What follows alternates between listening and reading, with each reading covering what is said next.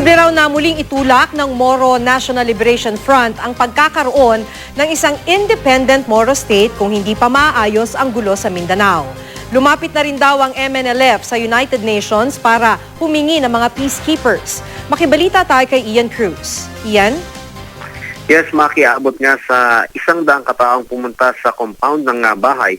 Itong si MNLF Founding Chairman Nur Miswari sa kanyang bahay na Maki dito sa Zamboanga City.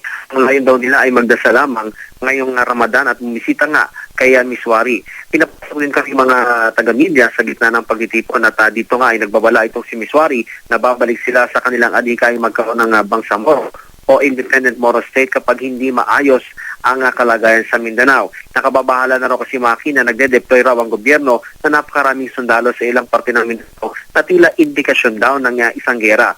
Kaya nga ang plano ng MNLF ay idulog sa United Nations ang kanilang mga hinaing. Sumulat na raw si Wari kay UN Secretary General Ban Ki-moon upang hilingi na magpadala ng peacekeepers dito sa Mindanao. Sumulat din daw ang gobyerno ng Pilipinas sa Organization of Islamic Conference o OIC para hilingin naman at tapusin na ang tripartite review sa final peace agreement ng MNLF at gobyerno. Pero Maki, para kay Miswari, isa raw itong pagtalikod sa peace process na pinirmahan nila noong 1996. Kung kaya naman pakitanap ng leader ng MNLF, initsapwera na sila ng gobyerno ngayong nakikipag-usap na ito sa Moro Islamic Liberation Front o MILF.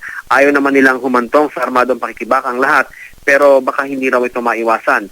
Nang malaman naman na nagtitipon-tipon sa bahay ni Miswari ang maraming tao, ay naglatag Maki ng checkpoint ng PNP at AFP sa Zamboanga City. Maki? Maraming salamat, Ian Cruz.